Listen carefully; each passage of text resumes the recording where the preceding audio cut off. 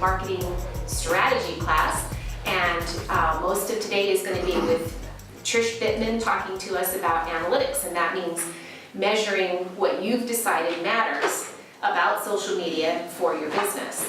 And again, this is not a how-to, it's a try-to, and and we've got some links that are going to give you some how-to that you can go to after the class. So let me just introduce those really quickly.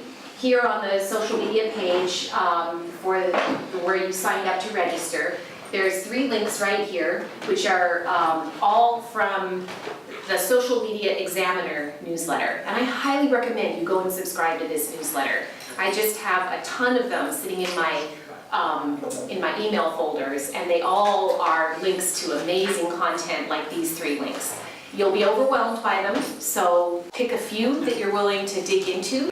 This is an example where really rich content is being provided, and then, they're hoping to create a relationship with you over time.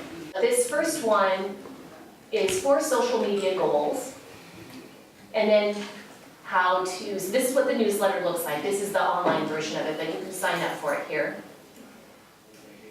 So, really quickly, goal number 1 is raise awareness of your brand. These are why you would do social media to begin with, and then how to measure how well you're doing with it. So raise awareness with your brand. Improve your website traffic, and this article goes on to say that website traffic is not everything.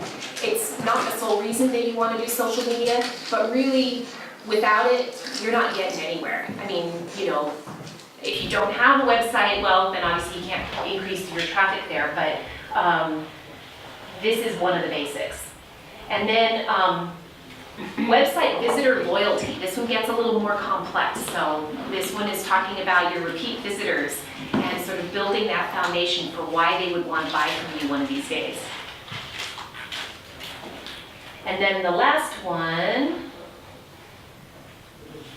is here somewhere. There we go, conversion rates. So this is, when you actually, so from start to finish, when you're introduced to a contact, when someone comes and clicks on your Facebook page or whatever, then eventually, how do you turn that person into a customer, and how do you track that? So that's all I'm going to say about this right now, except for at the very end of this article, there's a quote here that says, I recommend that you measure your goals on a monthly basis, record these numbers in a spreadsheet, and monitor the increases or decreases month to month. And the reason I'm calling this out as important is that Trish is going to be showing you a lot of online tools that will kind of give you that whole dashboard look. I highly recommend that you pull the numbers from those dashboards, keep them in your own spreadsheet, and track them month over month. First of all, you're choosing what's important to you, not necessarily what the Google Analytics or the Facebook Analytics page will offer. And you get to keep them. Facebook doesn't have any service level agreement with you that says we're going to keep all your analytics forever and you can always come back and find them month over month and blah, blah, blah. They just don't do that. They change the game. They change the rules of the game all the time. And you want to be able to track your own success or, failures or whatever over time. So regardless of what kind of fancy stuff these services offer you in terms of analytics and dashboarding and graphs and all that, keep your own numbers and track your own success over time. And with that, Trish, take it away. This is Trish Bittman, and I encourage you want to take 1 minute to just talk about your blog, and sure. And then anybody who wants to connect with her afterwards. Hi, I like Leslie said, I do write a blog, and I've also written for Bainbridge Island Magazine and Inside Bainbridge and SCHNEIDER.com, and I have my own social media business. It's just Trish Bittman, social media marketing manager. So I want to. We're not telling you how to, except I will give you a little bit of how to. But for why. The conversion rate, it's number 4, but I think this is the most important as far as businesses go, because it's converting, you can track conversions of likes, people clicking onto Facebook and then clicking onto your website and then actually purchasing something from your website. If it was a single ad you put up that got so many likes or actually had people coming in the door or ordering from your website, however your website works, you can track all that. So you know, like, I should run another ad campaign like that, or I should put that kind of status up here because this got that many likes and people coming in. And so that's a really good one to have. And then raising your social media awareness, that's just using your social media, right? No, that. And we have the analytics to track that, who is following you, who's liking your stuff. So basically, this workshop is assuming that you all have a Facebook page for your business and that you have a website of some kind, blog or website. So on Facebook, if you have your page, you know there's this section. I should just get there so you can see. There's this section up here, your admin panel.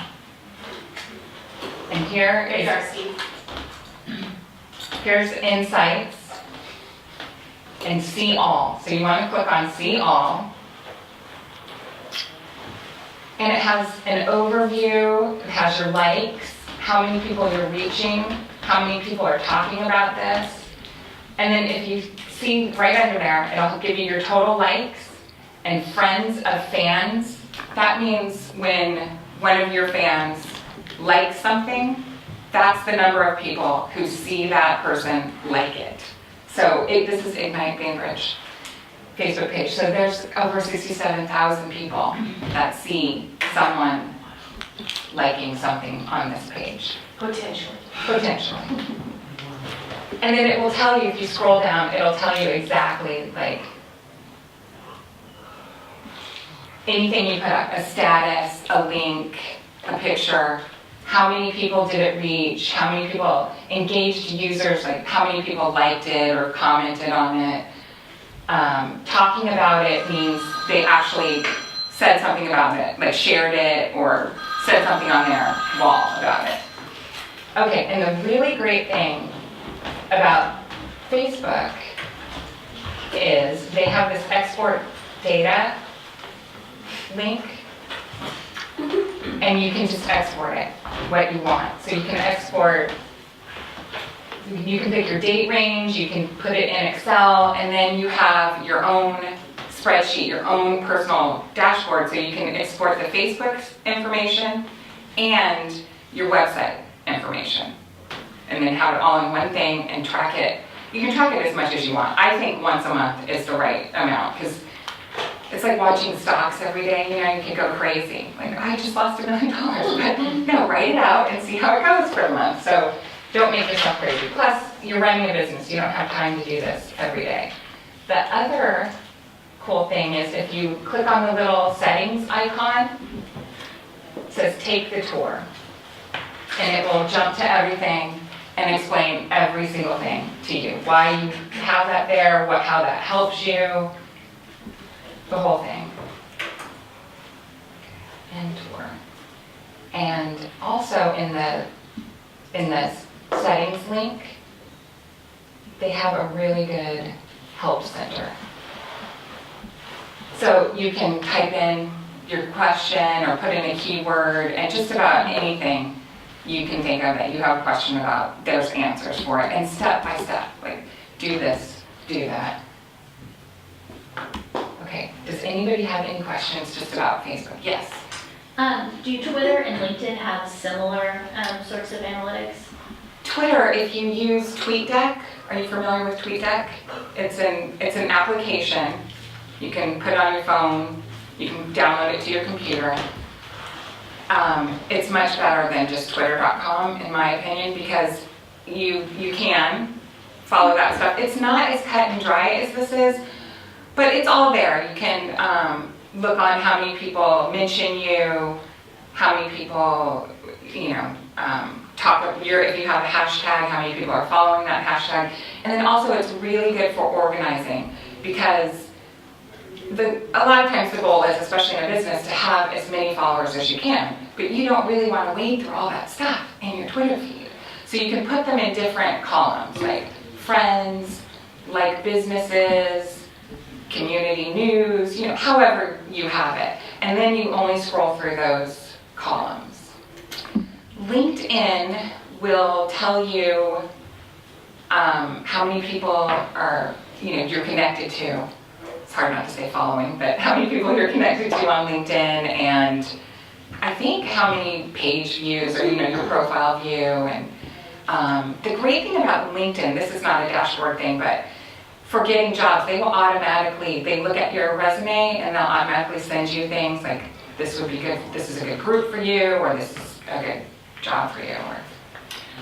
But I think the two main things really to put in your own dashboard, and we're talking about making your own dashboard, is Twitter and Facebook. But you can do as many as you want. Twitter will just like Facebook sends you your basic stats for the week, Twitter will send you, I think monthly, how many new followers you have, how many you've lost, and then they project out how many you're going to get next week or how many you're going to lose next week. Anything else about Facebook? Yes. So there was another page and it showed a graph that was flat and then it took off. Is that when you started? I know what you're asking. That one. Yeah, it gives you the date. So when it took off, is that the day you started? I don't remember the exact date I started, but it took off April 29th. Yeah, that's when you started? That's cool. Look at that. That's amazing to me. I mean, it was like flat. Was that like zero when it was flat like that? Does that mean nothing was happening? It says 36 people reached. Okay. It's not nothing. 67,000. Yay. I'm just blown How do you away. get rid of a Facebook page? Good question. You delete it. How do you delete it? Let's see. Well, we're not going to get into specific how-tos, Lynna. Okay. If you need I'll tell some you. resources about that I later, don't we remember off the top of my head, but you Okay. can delete it. You can, okay. You good. can, yeah. Okay, before I go to Google Analytics, does anybody have any other questions about Facebook? So I think there are definitely some other things that you can get, but what she's showing you is just like the really basic, intuitive, you should just be checking in to see what's working and what's not, right? Like a specific post, I find I hardly do any analytics, but I do look at that line and I look at what posts kind of bumped up people's interest, right? And so you learn, that's just really great feedback. It is, and What sometimes works. Sometimes you're surprised. I know with my own page, I'll think something's really funny. My blog is funny, it's 3 kids in a breakdown, and I have a page for the blog. So I'll think something's really funny, and it just completely gets ignored. And then I'll put something that I think is meh, and people love it, and it gets like 15 shares. And so it is good to see, and it, I don't know if Facebook, I don't know if Facebook shows you demographics, but Google Analytics will. So then you know, like, okay, who am I really hitting? It might be different than what you think. And I think one of the links that I put up on that, one of those talks about a Facebook metric that you could be interested in that actually doesn't show on the Facebook page. You actually have to do the download that Trish was mentioning in order to get to that. So just in the back of your mind, realize that there's more information in that download than you're even seeing on the page. I think is that the conversion? There's a Facebook conversion. And those details just right through. But I think you'll find it in one of the download links if you read it deeply enough. Yeah. Okay, so Google Analytics, I'll open another page, is for your website, and it's google.com/analytics.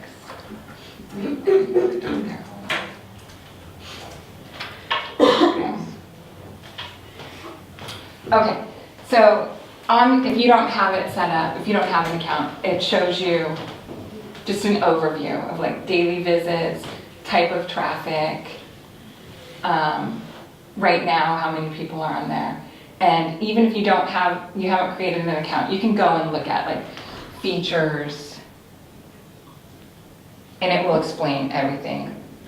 Social analytics, content analytics, conversion analytics, advertising. I mean, it has everything. Yes, Is that Google Analytics of your Facebook page? of your website. Oh.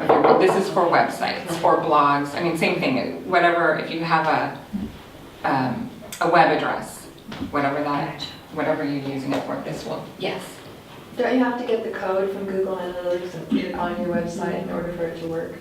Yes, when you sign up, like create an account, it will ask you for that. But it's all really easy. It's all user friendly. It's just a matter of putting in your name, your web address, and then it'll ask you exactly what link it needs and tell you where to put it. And it's very easy and user friendly. So, because I think this is really vague and general, I'm gonna log into mine so you can see exactly what it looks like and how you maneuver it. And do you use a free account or a premium account?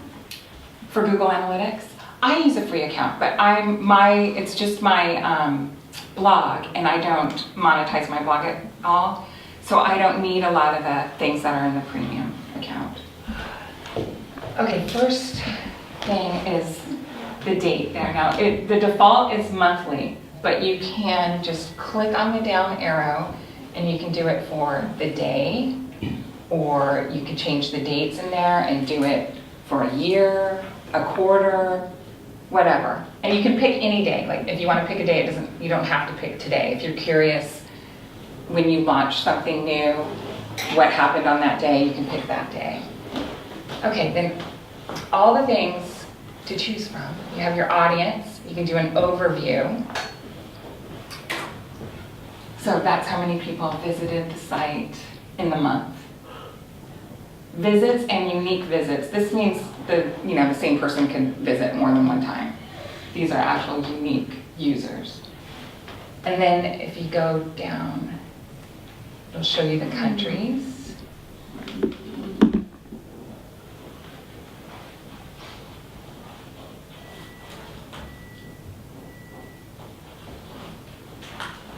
Now this shows you like how many people are coming back, repeat business. This is for the US. And then traffic sources is really good for businesses because that's telling you how they found your website. So the pie chart is telling you people who searched for it, like just put in office expats. Direct traffic means they typed in your web address. And referral, maybe if you're linked to someone else's website, or like with Leslie having those links on Office Expats, when you click through there, Social Media Examiner will see that they got those hits from Office Expats. Does that make sense? Mm-hmm. Or referral could be, well, it's always off someone else's page, but it could be off Facebook. If you're on networked blogs, it could be through that. And then this is always interesting. What people searched. My kids watched the Playboy channel on accident, and I think I titled that kitty porn. So this is always disturbing to me that somebody searched kitty porn and got to my blog. But anyway, this will show you what people are searching for and how they found you. And that's always good to know. That's part of your search engine optimization. Now, there's all this stuff, your cost analysis. Like I said, I don't do this. But it's there. There are great tutorials that will tell you how to do it. It's easy to set it up and then go back and look at it. And there's, same with advertising and AdWords. And you can set this up. You can customize everything however you want to do it. And then the dashboard, there's a place to click on dashboard. So that just shows you kind of everything all in one place, but it's basically all the stuff we just went through. But if you just want to look at your dashboard, And again, you can change it for which time. Okay, and then, Can I ask a question? yes, See those spikes? yes. Is there any way to know what happened to, like, did you post something that day? I'm sure that's what it was, is I posted something that day. But yeah, you could go back and look, because it gives you the date. So you could check, what did I do that day? Did I post something? Did I run an ad? If you just float over it, does anything happen? Just gives you the date.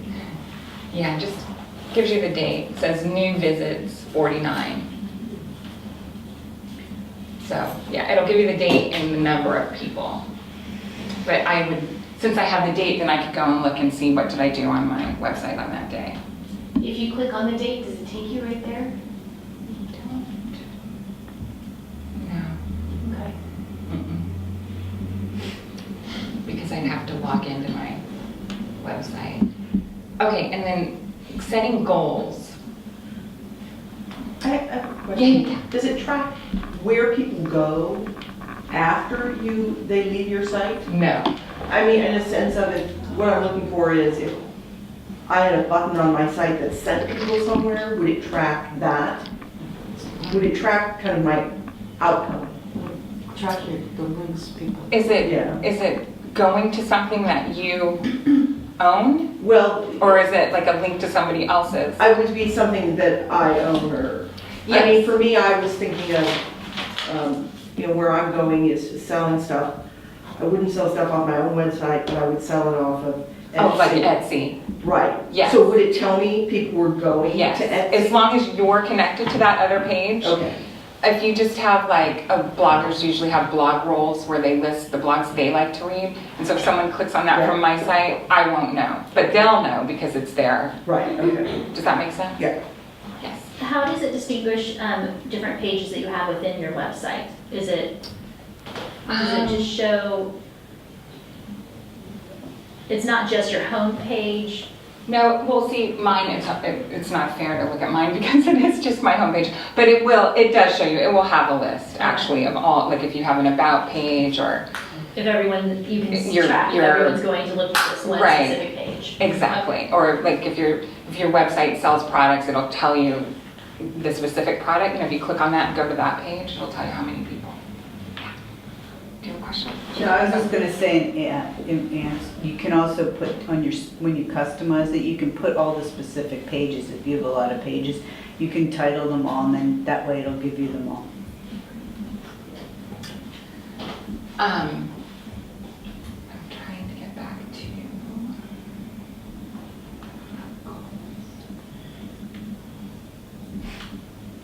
Well, there's conversions again. So analytics does conversions. There we go. Okay, goals are, I don't have any goals, but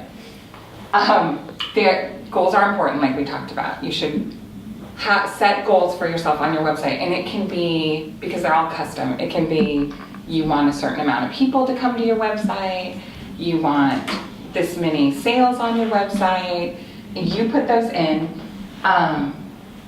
This helps you, tells you how to set up your goals, and then there's also about goals, which really explains. I'm just looking at it. It's support.google.com/analytics. That will explain to you why, like if you don't really understand why you would want goals or exactly what they do, this will explain it to you. And goals are really great because you can check immediately. It tells you in real time when you've hit your goal. You know what I mean? Like, I want 10 people to look at this today. You just log in and check, and it'll tell you right away when you've hit your goal, or if you haven't. Any questions about that? Any questions? Okay.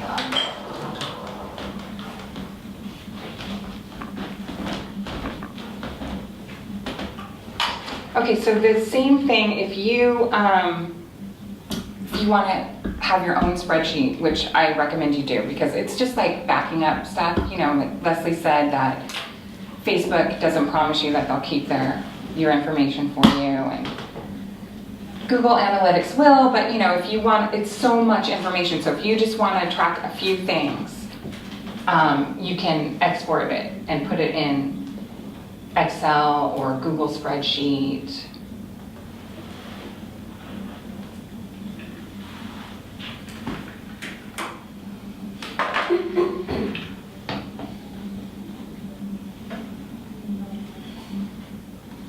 What's referral traffic? Referral traffic is when someone came from another site To your site. Okay. If somehow you're linked on there, they mentioned you or you put your link on there. So that's kind of what you were talking about. Yeah, but it's, yeah, Yeah, that would be under referral traffic. Except it's incoming. it's incoming versus outgoing. That shows the difference, yeah. Yes, but it would still show you where Yeah. it's coming from Right. or going to, either way. So the implication for that then could be, you want to have a strategy for where your links are going to come from, right? Because you want to impact that as much as possible. So the incoming links could be coming from your Twitter, from Facebook, whatever. And then you probably also might want to think about who else has a business that's aligned with mine, or that, that could send me some traffic. And in exchange, how can I help their business and send them traffic? And so you can get some, reciprocity going with, with other business, quote unquote, partners or colleagues out there. Yes. That's a big part of social networking from a business standpoint, is networking and helping each other. So if you have a friend or just a business that you want to approach who's similar to you and you think you could benefit each other, like I know with my social media business, I often have people ask me if I know someone who does web design or web development. So like that, you can hook up. So it's not necessarily that you're in competition or taking away from each other, but you're helping each other. And that's always good to share your links on each other's web pages and like each other on Facebook and all that stuff. And then conversions. Does that make sense? Because I know it can be confusing, but that's the social analytics. Where Isn't it kind of hard, like in my business, I would never know how many converted off my website. Because, remember, I talked about the last time, I hate that stupid little counter they always want to put on your website. It just annoys me I find it extremely intrusive. Well, you don't have to have the counter on your website, because Google Analytics will do it from the back end. And for your social conversions, it's all just there. That's who liked it, who shared something you wrote or posted. Okay. You know what I mean? So it's... So you think of a different type of conversion than, well, a business would think a conversion is a sale. Right. But so you're thinking of a social conversion versus Yes. a business conversion. Right, and it does both. They'll do both, but it can also tell you how the social conversion didn't only convert to coming to your web page, but converted to a sale. Now, or calling you, or however your website works. If it's just so that you have your web page to get people to actually come into your storefront, the only way to do that is ask, Yeah, I was going to say that. or say, you could always, I think we talked about this before, that as far as advertising, you could run a special saying, if you saw this ad on Facebook, mention it and get 10% off. But there's no technical way to track those kind of conversions. But I think the social media metrics and conversions are really important, because the whole point of this and having your dashboard is to make sure that it's paying off.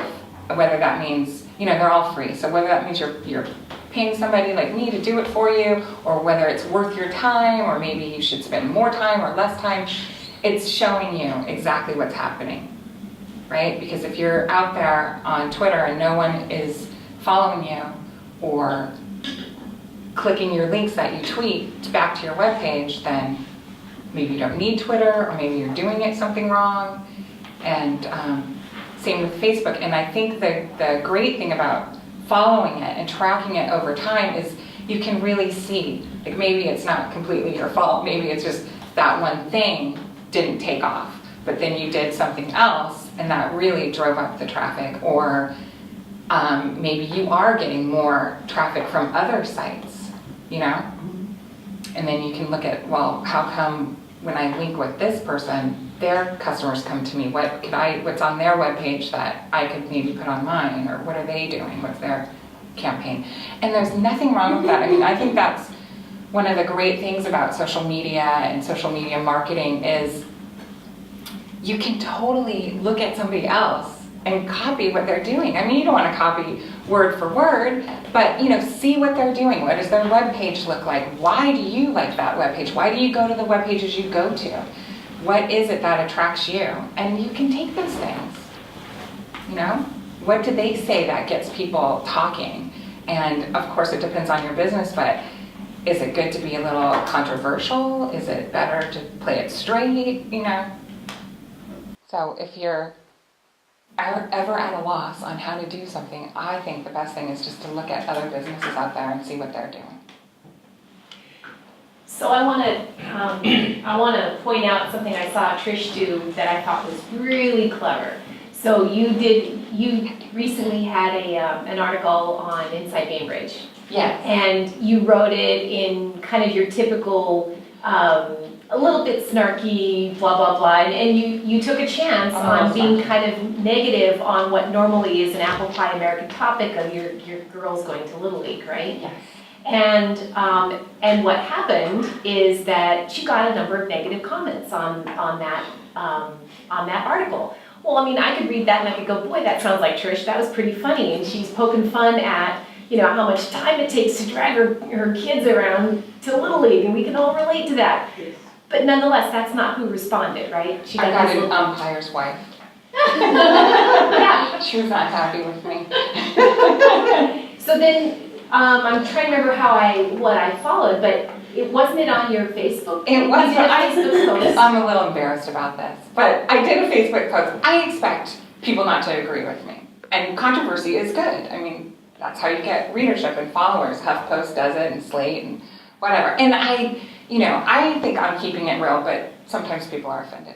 So, but really, it was funny, right? I just said what a pain it is driving around, and it's at dinner time, and when are they going to do their homework? And anyway, so I got a couple really I felt mean comments, and nothing else. I expected the mean, but then nothing else. So big baby me went on my Facebook page and said, I wrote this article and I only got mean comments. Does anyone want to say anything nice?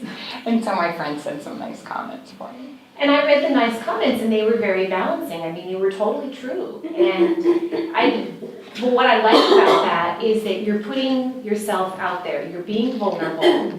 You were willing to say what was real for you in a voice that was real for you. It doesn't always resonate. And she used her social connections and her social capital, which she has significant, she's built that up, right? And so then she got more of a balanced review, and in the meantime, it just made for a lot more comments. I don't know what the outcome of that was, but I'm assuming that was probably in the end a big deal for you. Well, and Julie Hall, who runs Inside Bainbridge, her daughter is on an opposing Little League team, and my daughter happened to play her daughter's team on Saturday, and she said it was great that there were so many people reading the article, and they were still reading the article on Saturday, and so it's good just to generate the awareness. Yes? So it sounds like when you get put in that position, someone is taking exception to what you say and criticizing you, it's better for you to become the facilitator than to be the responder.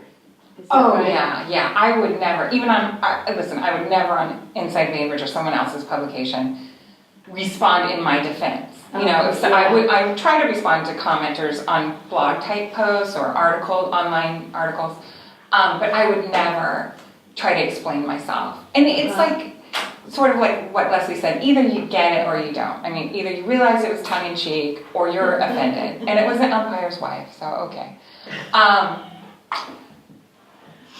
But no, it's better. I would never, on my own blog, I would never delete a comment. I have control over what comments get published. I publish all the negative comments because it's good to get other people jumping in on my behalf and duking it out, so to speak. And you know, anytime you generate a conversation, it's good.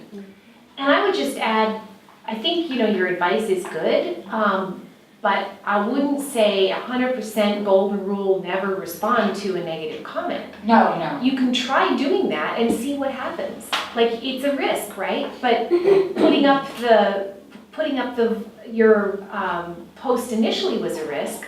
So take some risks and see what happens. And I say this because Coach Izzy, who was one of the Ignite speakers, he's going to give a little case study at the beginning of the self-publishing workshop because he's done a lot of self-publishing to build his business. And a story that he just told me is that someone gave his recent book a really poor review. And this book was like manifesto about, fitness for divers. And he, on purpose, had a little bit of a rant in this book. And he got some negative review, pretty much, parallel situation to what happened with you. And he knew the golden rule about kind of not responding to the negative stuff, and he just decided, I'm gonna break that rule. So he went and he responded, and he says, but, he was a little snarky in return. He said, didn't you notice it said manifesto? And this is my opinion, this is not, I think the guy was complaining because there was no how-to there or something like that. Anyway, his sales shot up after that little exchange. So it doesn't really matter how you take it. It works. Don't ever respond. Me personally, this is my first time writing for Inside Bainbridge, and I didn't want to get into it with my community. And I get it, she took personal offense. But I wrote a blog post about the Abercrombie and Finch thing, because I just don't get it. Who cares? That's their market, that's who they're targeting. Is it offensive? Sure, don't shop there. I'm not going to totally get into it, but it's amazing to me that something like that goes viral and people get so upset, but Walmart is still operating and Gitmo's still open. So I had someone make a comment about, but your daughter, I have 3 young daughters, your daughters are just so young and impressionable, and okay, but I would hope that they're not going to feel less worthy simply because a clothing company doesn't make clothes in their size or says only this size is beautiful. Or so anyway, I did respond to that because I took it personally, and I just thought it was so far off the mark, and that instead of worrying about how they're going to be affected by that, why not worry about how to teach them to rise above that crap? Why? Yes. 2 comments. Yes. First, about blogging and making comments. If you're talking about a product, if you're selling a product on your blog and somebody criticizes it, I bought this and it was lousy or whatever about your particular product, I think it's critical. And there's major companies like Pepsi who've gotten totally screwed because they didn't respond. So if somebody doesn't like your product or service, it's different than a blog about different. You need to respond and say, I'm really sorry you're unhappy, and everyone will see that. And however you deal with it, if you can't give them a refund, if you're going to give them a refund, say it publicly. Yes. Say, I'm really sorry, call me and I'll give you a refund or whatever it is, and everyone will appreciate that you've dealt with it. Yes. And the other thing I wanted to say about, before we were talking about LinkedIn, I learned this recently, which was not a good thing, is that I belong to like 56 groups in LinkedIn, and I'm really active, and I post a lot of content from my website, and people comment all the time, and somebody wrote out a thing saying, I find this really offensive.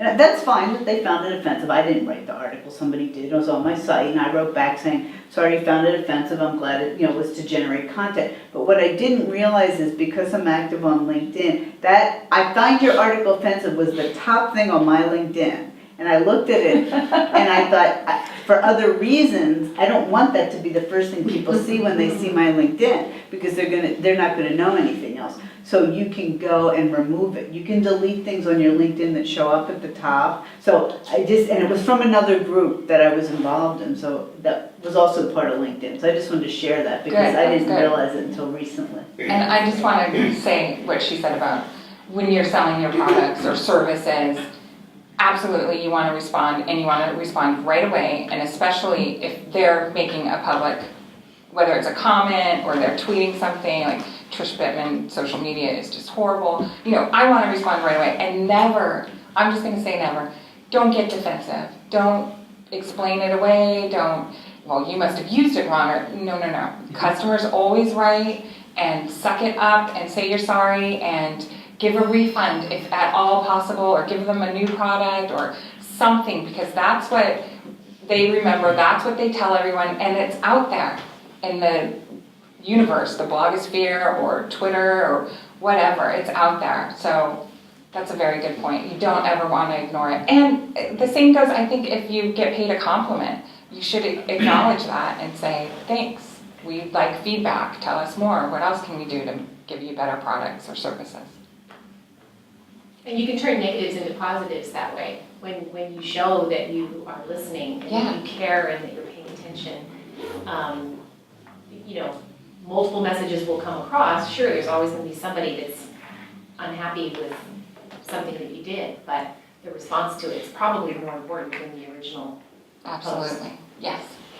I'm curious if in your experience you have felt that there has been a deepening of an understanding of whatever topic. Actually, what you brought up is highly relevant in the overscheduled lives of kids.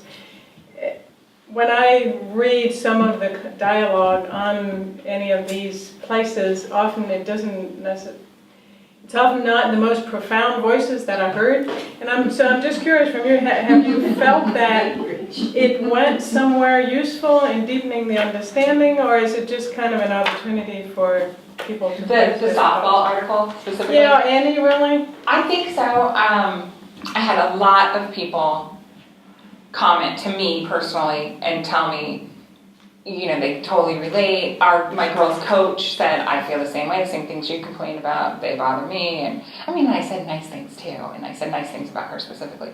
But yeah, it definitely created a dialogue for me in the community, and people saying, you know, you don't want to complain about it because sports are so great for our kids and all that, blah, blah, blah. But the reality is, especially if you're like me and you have more than one kid and one car, you're trying to, you know, this softball game, that soccer practice, that, you know, and it's a hard juggling act, and dinner and homework.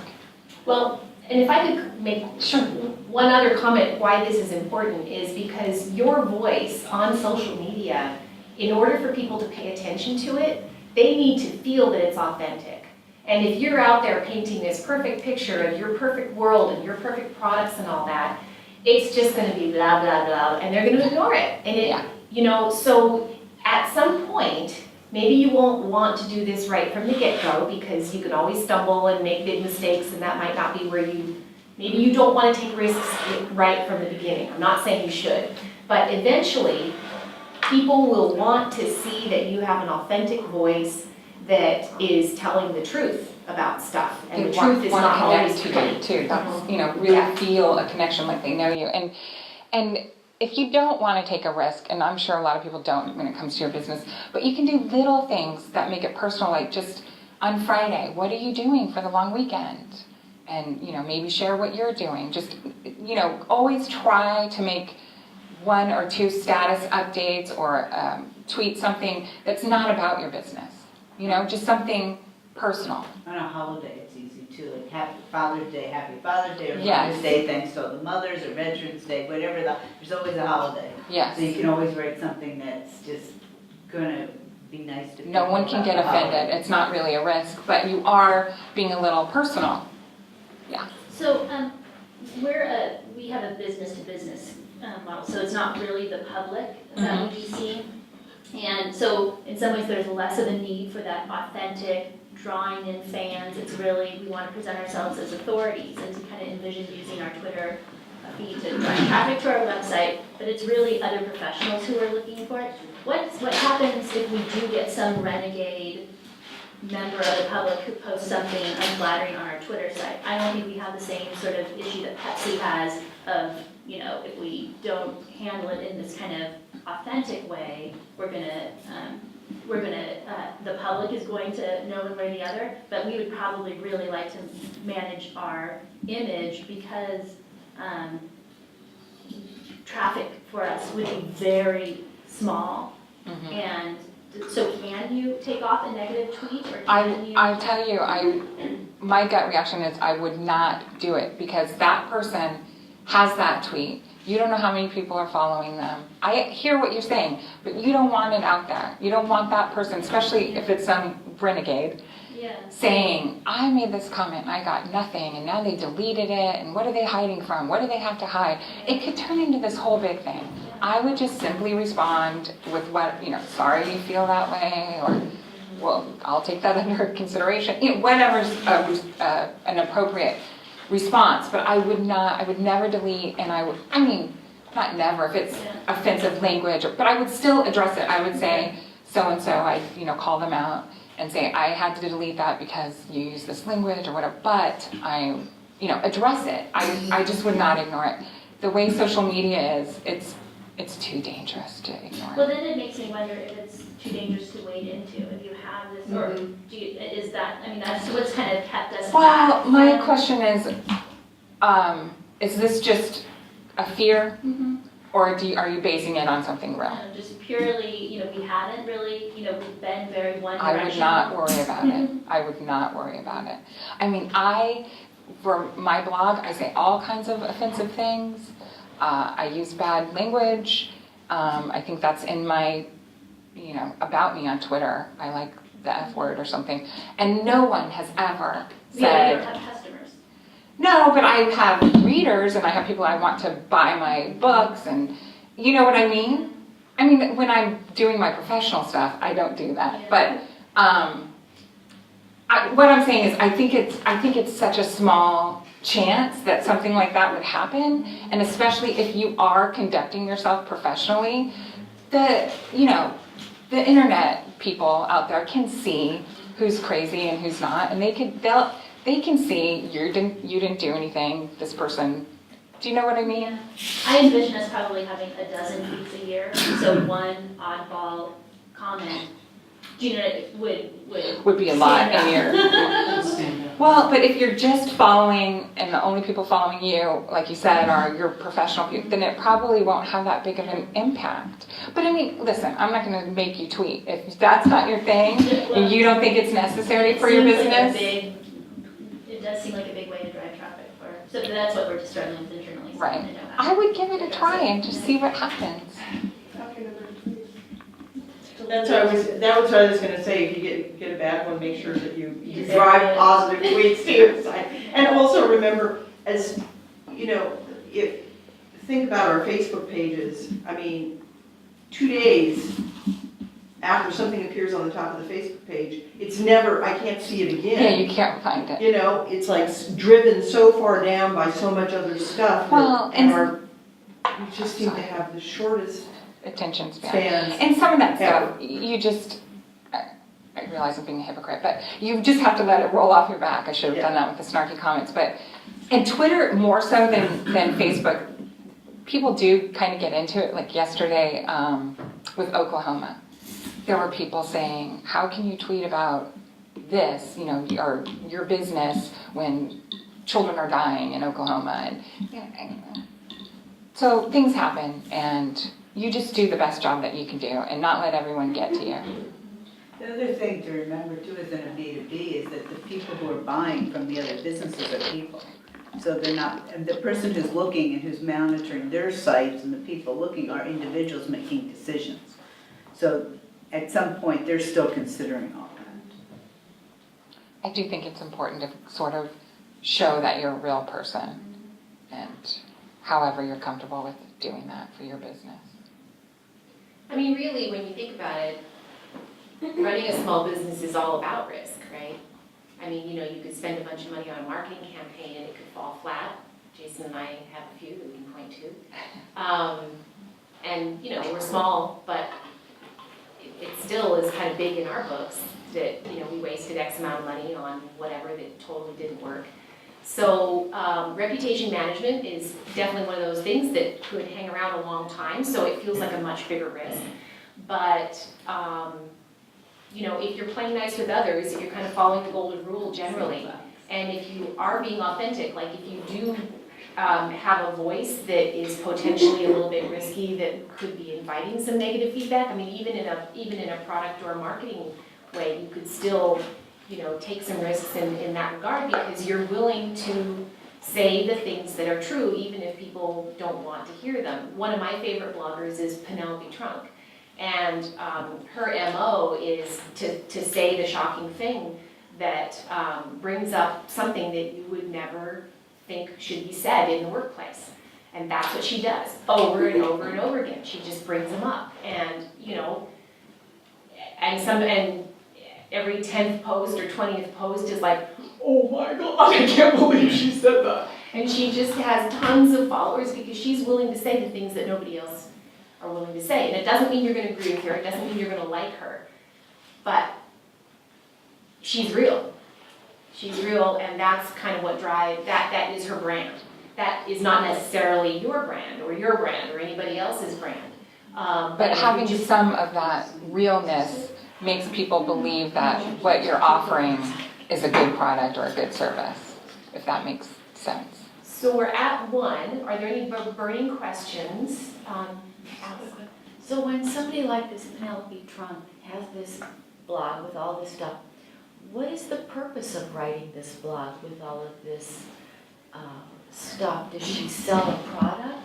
What's her ultimate goal? That is an amazing question. So monetizing your blog is, you know, a huge industry. And so she will sometimes have an ebook that she then later wants to promote, but you don't see those for quite some time. What she really sells, I mean, she doesn't even have ads per se. She does plug some businesses and she's very transparent about it. And, you know, sometimes you read her stuff and you go, she's just talking about how somebody came and gave me all this stuff, you know, so that I'd write a blog about it. And she's very creative about how she... You have to be transparent about their blogging laws. She's very transparent about it, and legally you have to say this is a sponsored post. But she's not always... Is she sort of a storefront in a way? In a virtual way? No. And I think this is it's a topic that's a little too big to go into right now. At the end, it's a very valid topic. But I think that it's more for an audience of people who are wanting to monetize their blogs.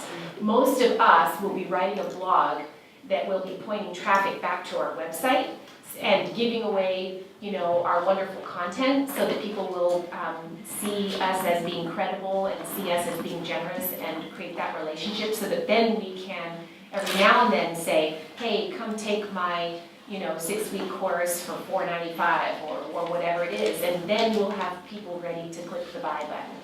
So, but I would say that in our community, Carol Tice is a woman who helps people monetize their blogs, and she would be the resource to go to. Her blog is How to Make a Living Writing, and it's both for freelance, it's both for helping you get high-paying freelance gigs, and just incredible resources on She's her really site. good. She's really good. And actually, I just took a phone call from her minutes before we came in here. She's got a new book coming out on July 9th, and she's asking if we want to do like a release party here. So get to know Carol Tice. She comes in here a lot during the summer because her kids are home and she can't get work done at home and her kids are there. So she's an expat during the summertime. All right. So thank you, Trish, so much for